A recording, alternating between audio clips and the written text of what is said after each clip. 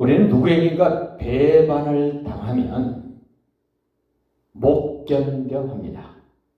특별히 나에게 수입이 되었던 부분을 누군가가 가로채가면 내 주머니로 들어와야 될 그것이 다른 사람이 차지하고 내게로 오지 않을 때 보통 사람들은 분노를 느끼고 배신감을 느끼고 어떻게 해서 보복을 할까?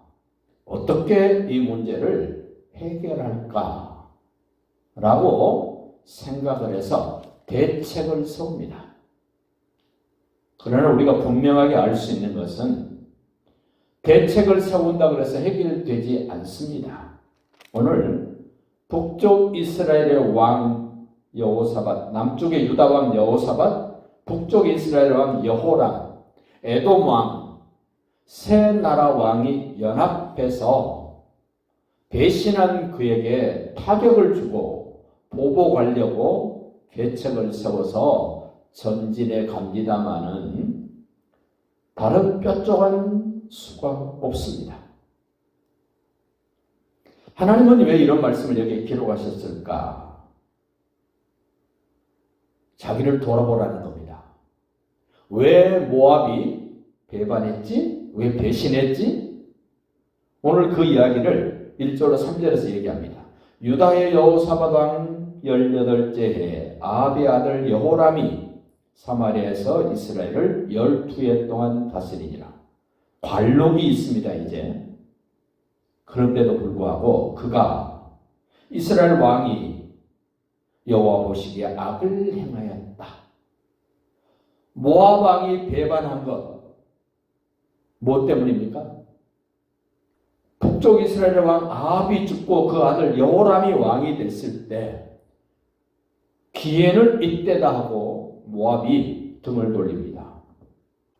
양 10만 마리의 털,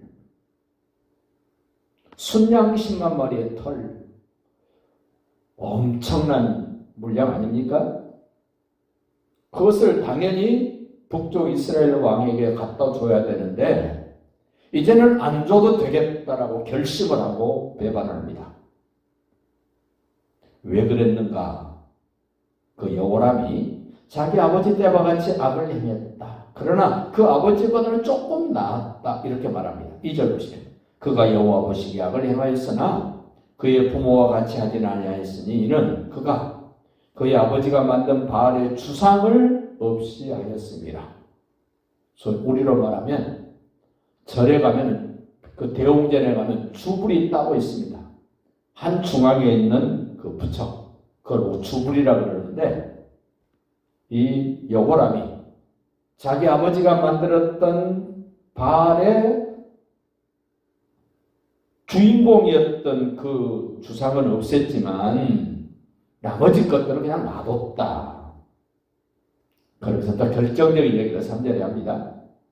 그러나 그가 북쪽 이스라엘 왕 여호람이 느밧의 아들 여로보암이 이스라엘에게 범하게 한 그 죄를 따라 행하고 떠나지 아니했다.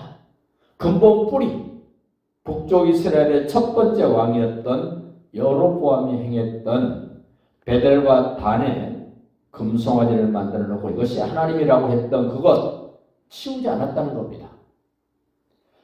레위 지파 사람이 아닌 사람으로 제사장을 세운 것 여전히 하고 있었다는 겁니다. 그리고 하나님이 정해 놓으신 절기를 자기 편리하도록 자기 생각에 유익하도록 바꿔버린 것은 버리지 않았다. 그런 일로 인하여 모압 왕이 배반을 했다.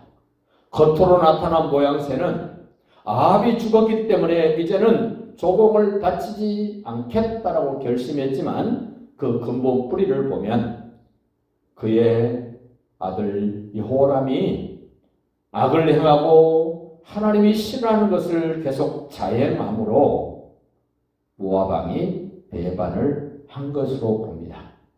5절 보십시오. 아합이 죽은 후에 모압 왕이 이스라엘 왕을 배반한지라. 그때 여호람 왕이 사마리아에서 나아가 온 이스라엘을 둘러보고 점검을 했습니다. 그리고 유다 왕 여호사밧에게 특사를 보내서 모압 왕이 나를 배반했으니 나를 도와서 모압을 칩시다 라고 제의를 했더니 기꺼이 여호사밧 남쪽 유다 왕이 동의를 해줍니다. 그리고 이제 모압을 치러 갈 때 어느 길로 가야 됩니까? 에돔을 통과해야 됩니다. 에돔으로 가야 됩니다. 그럴 때 에돔 왕도 같이 동행을 합니다. 10절, 9절 보십시오. 이스라엘 왕과 유다 왕과 에돔 왕이 가더니 어디를 갑니까? 배반자를 지금 축출하고 가서 굴복시키려고 지금 세 왕이 연합해서 모압 왕을 치러 갑니다.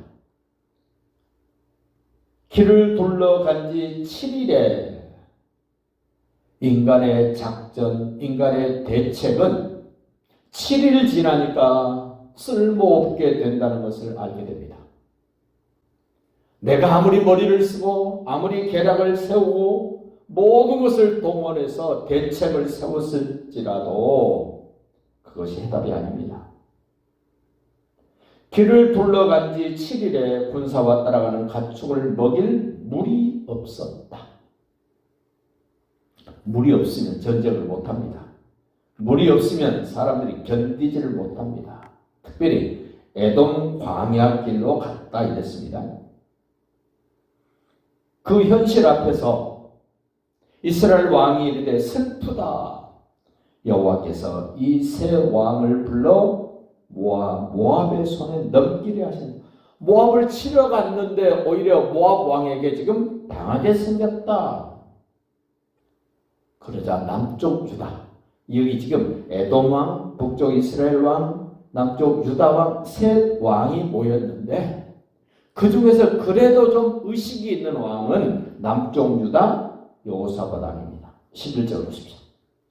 여호사밧이 이르되 우리가 여호와께 물을 만한 여호와의 선지자가 여기 없느냐?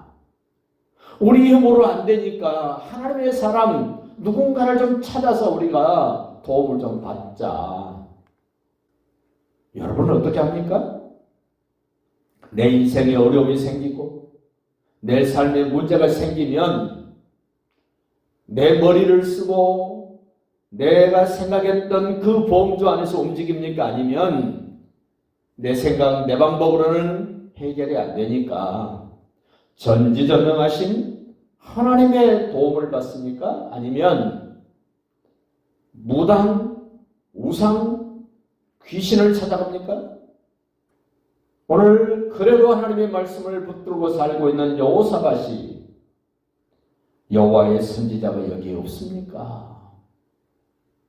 라고 묻자 이스라엘 왕 여호람의 신하 중 한 사람이 대답하여 이르되 이전에 엘리야의 손에 물을 붓던 사밧의 아들 엘리사가 여기 있습니다. 엘리야의 사환, 엘리사의 종으로 있었던 그 엘리사가 여기 있습니다.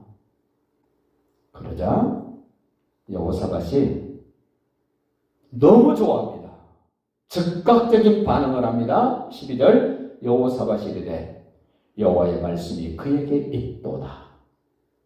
그 여호사밧은 엘리사가 뭐라고 말해주면 그게 해결책입니다 라는 확신을 갖고 엘리사를 만나러 갑니다. 10절 끝에 보십시오. 이에 이스라엘 왕과 여호사밧과 에돔 왕이 엘리사에게로 내려가니라. 해답이 어디 있습니까?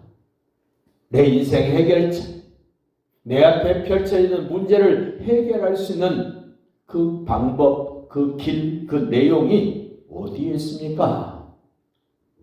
북쪽 이스라엘 왕에게도 없습니다. 남쪽 유다 왕에게도 없습니다. 함께 협력하는 에돔 왕에게도 없습니다.